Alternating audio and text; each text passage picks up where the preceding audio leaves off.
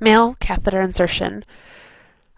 First things you need to do is to check your patient's orders, make sure you have the right patient, make sure you've explained the procedure to your patient, and then you need to make sure you gather your supplies. I also have made sure that my patient is ready. The bed is at waist height. He has his gown pulled up, the blankets pulled down, his legs are out at about a 45-degree angle from each hip, and then I make sure I have my supplies. I have my Foley catheter kit. I have a towel with a washcloth and a clean pair of gloves so that when I'm all done putting in the catheter, I can clean them up. Now, because I'm sitting at my sterile field on the bedside table in front of me, I'm going to put the towel, washcloth, and gloves on the bed so that they're where I want them to be when we're done. I'm going to take out my catheter kit from the packaging.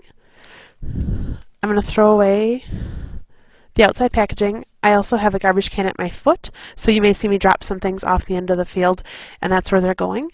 The first flap always goes away from me. After that, I walk it around to make sure that I don't cross over my sterile field. Now, the first strip that's in here, I'm going to reach over, I'm going to pull it up and out, and I'm going to bring it to my patient, making sure that I know that I can walk around the edges because I have a 1-inch sterile margin, or contaminated margin, excuse me, and I'm going to bring it and I'm going to slide it under so that I have another little mini sterile field to work with. Now, if I had someone on the other side of the bed, they could reach under his leg over there, but because I don't, for demonstration purposes, this is just going to fold right there.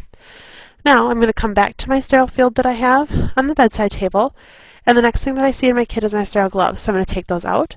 I'm going to step next to my kit over there, and I'm going to put on my sterile gloves. Open them up. First glove I grab with the cuff, up and away, slide on, reposition the cuff once if I need to. Second glove, cuff, hitchhike my thumb, up and away, pull it on, no repositioning. If you have any questions about sterile gloving, please see the sterile gloving video that's on the YouTube website as well.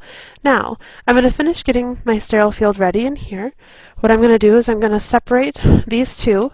Remember, there's a 1-inch border, so as long as I stay within that, I'm fine. Fenestrated drape, I don't need. I'm going to open up my iodine by tearing it down like this. You'll notice in the female cath video I did not do that. That was to save supplies. This one I'm actually going to do it so that you can see it. It's liquid, so be careful. Soak all the cotton balls. I'm going to squirt my lube into this little container where the syringe was. Goes in my garbage pile. And then I'm ready to get my catheter ready. So I'm going to move over to my catheter in the box, and I'm going to take off the blue sterile covering.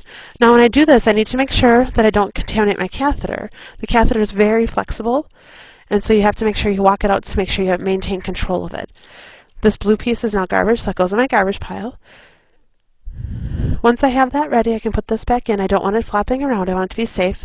The last thing I need to do is I need to take my sterile water syringe, and I need to make sure that I connect it to my pigtail here, which is the balloon insertion port right there. I do not have to test my balloon because this is a barred catheter, so I don't test my balloon. Now I'm going to put these back together so that I can move the sterile field to the bed. When you move your sterile field, you come in from the sides with your fingers, making sure you maintain that 1-inch border, and I'm going to slowly bring it over and place it down between his legs on the bed. Now, it looks exactly like the female cath insertion that you saw before. You separate the two containers, and when I do my last survey to make sure everything's correct, lube, betadine, and catheter ready. Now I'm going to contaminate my hand by putting my hand on his symphysis pubis. I'm going to wrap my fingers around his penis, starting with my finger, my pinky finger, working up to my thumb and index finger, making sure that I have good control of it. I'm going to start with the betadine. It might be helpful if you tell your patient it's going to be a little bit cold because it's room temperature. And so I grab it with my sterile forceps, and I start at the middle and do concentric rings around to cover the whole tip of the glans penis. Now when I bring the cotton ball around my sterile field so I don't contaminate it, and it goes in my garbage pile, which is still on my bedside table, and I grab the next betadine cotton swab, go all the way around, make sure I don't cross over my sterile field, and you do at least 3 cotton balls. And I have my third one, back and forth and around, and there we go. Next I'm going to grab my catheter out of the box. I'm going to dip it in my lube, about 2 inches up. Make sure that I'm going to find the urethral opening. I'm going to rotate it a little bit in. I make sure that I don't touch the tip of his penis with my right hand, which is still sterile, and I'm going to insert it about 6 to 7 inches. I see urine coming down my catheter. I'm going to bring my thumb and first finger off, like that, to make sure that I have a little bit of room in case I need to reposition the catheter. I'm going to grab my syringe with sterile water. I'm going to begin to inflate. If I meet any resistance or my patient complains of any pain, I stop, look what I'm doing, and reposition. He does not complain of any pain. I'm going to continue to insert the water.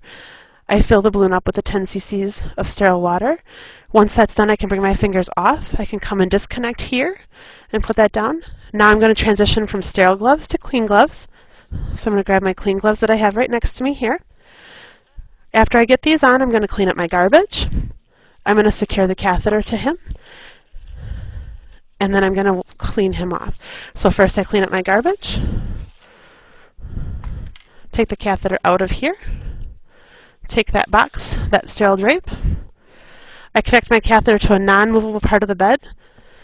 This is another option for a cath secure. It's the bed clip. So in case I don't have any tape, I can bring that right around and secure it to his bed like this. And then last but not least, with my clean gloves, I'm going to wash him off and make sure that I get rid of all the iodine.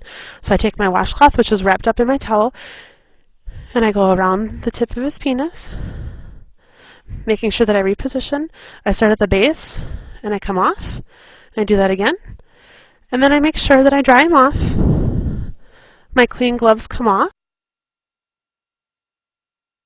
And then I make sure that my patient is covered, and I put the bed down. Once I put the bed down, I may wash my hands, and then I'm going to document. And remember, I document the type of catheter I put in, the size of catheter, if I had any difficulties, and the amount of urine, the color of the urine, the quality of the urine, and that is male catheter insertion.